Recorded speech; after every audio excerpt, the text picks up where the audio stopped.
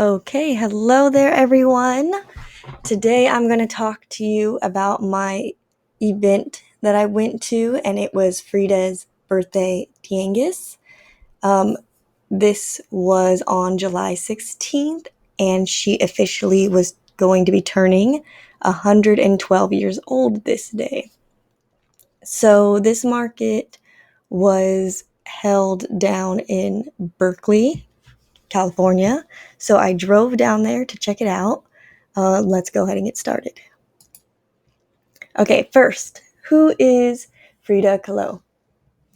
Well, she was born, obviously, July 6th in 1907, and she was one of Mexico's most famous artists. She did a lot of paintings, most of which were surreal, leaning a little bit on surrealism, and a lot of self-portraits. She was known to do self-portraits because that's what she knew best, was herself. So that's how she started out. When I started actually doing research on her, I was very interested to find that she did not have a very comfy life. She actually was very ill very often. And so she got polio at age 6, and that left her bedridden for a long time and left her with a leaner right leg that was a little bit skinnier, and so she wore long skirts the rest of her life to conceal that. And then when she was in about high school age, around 15ish, she got in a big bus accident where a piece of metal actually impaled her in her hip and caused her a little bit of hip and back injury. And so she was affected by that for the rest of her life as well, and it caused her a lot of really chronic back pain. It was actually in the hospital, I believe, from the bus accident that her father, she always loved her father very dearly, he bought her a canvas that she could paint while she was in bed. And so that's where she got started, and a lot of her art was actually done while recuperating or recovering because she was ill so often. So this bus accident also caused her to not be able to ever have any children of her own, which caused her some problems in her second marriage. And then later in life, she actually got gangrene on her right foot, and it progressed to the point that she had to have her right leg amputated up to the knee. And so she did not have the most healthy life, and you can see that in a lot of her art, which tends to be a little bit on the darker side. This one that you can see here, called Suicide of Dorothy, was actually her friend Dorothy who committed suicide, so she painted that picture. A lot of her other pictures represented the pain of her not being able to bear children, or the pain from her back pain. Her most famous one is, I forget what it's called, but it's a column.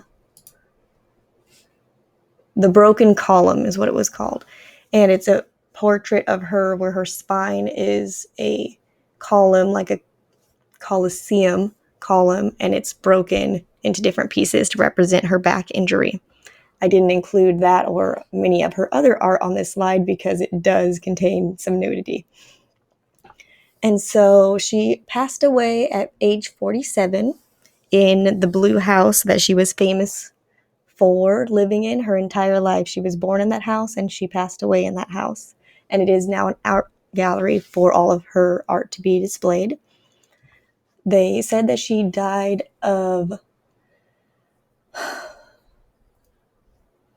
more natural causes, but it's assumed that it was more of a suicide attempt because she was having such a hard life at that time. But now we have all of her beautiful art and she's well renowned.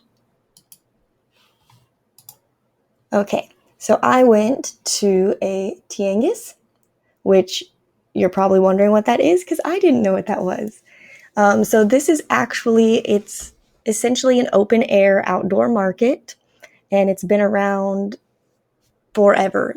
People have always relied on these huge, like thousands and thousands of people, as you can see in this art depicted at the bottom, coming together a couple of times a year to exchange goods. And it was mostly bartering, and it was a big part of that Mesoamerican culture, that it was very impressive, even like when the Spanish came over and we're seeing this. So this type of market has a lot of natural roots in Mexico, and it's very important to be remembered. And so this little market that I went to was a nod to that. Although this market in Berkeley was quite small, much, much smaller than I thought it was going to be. I'm not sure I would have made the drive all the way down there if I had known that. But let me just show you what I did get out of my experience. Okay, so I went to La Peña, not Pinata, La Peña. It's a multicultural center in Berkeley, founded in 1975. They strive to promote creativity and social justice. And so this mural is actually painted on the outside, very beautiful. But this culture center has been here for a long time, and they have classes in all types of dancing, musical instruments, storytelling, and basically anything you could think of. They do that to help the community connect and stay into their roots and keep everyone connected together. So they offer classes all year round for all different age groups, as low as toddlers. And they do over 200 shows each year in all different areas, like I said before, in dance and music and storytelling. And so also I want to warn you right now, my camera was not taking as good as pictures as I realized. So I have some pictures that I took off my camera here. You can see how poor the quality is. So I also have some pictures that I found online of the event to share with you. So bear with me. Okay, so once I got in this show, it was, like I said, much smaller than I thought it was going to be, but still a very popular attraction. So there were a lot of people there, and it was almost very claustrophobic for someone like me. So I did not, unfortunately, do a lot of mingling and connecting with the vendors because it was very warm and claustrophobic for me. But I want to share with you what I did find. A whole bunch of handmade crafts. Everything was very obviously handmade. I really liked this brooch of a hummingbird that was beaded, and these cute little dolls that say little funny things like, oh, the pain it is to be a woman, and things like that. They're quite funny. And there's all kinds of toys for children, all handmade and wooden, or these little rattles. We're seeing a lot of Frida as well in all of the art. You can see from her characteristic eyebrows. This is another page.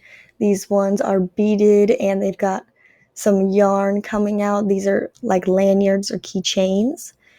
I know the pictures are poor quality. I'm so sorry. But these here, we've got little kids' booties and some sugar skulls. These are hand-painted coasters that are very pretty. And there was a lot of these little like Day of the Dead boxes with little murals inside of them. I thought they were just so cute. One thing that I did not get the chance to eat because I didn't see this until I was walking away at the end was some elotes. I love these. I'm telling you, if you have never had them, you have got to try them. This is a traditional Mexican street food. It's usually served at nighttime, but we love it so much here that we have fought and will eat it any time of day. And so I have a lot of experience with this one, actually, because there was a man with a cart in my small town in Wheatland that would come around and sell the corn when I was younger.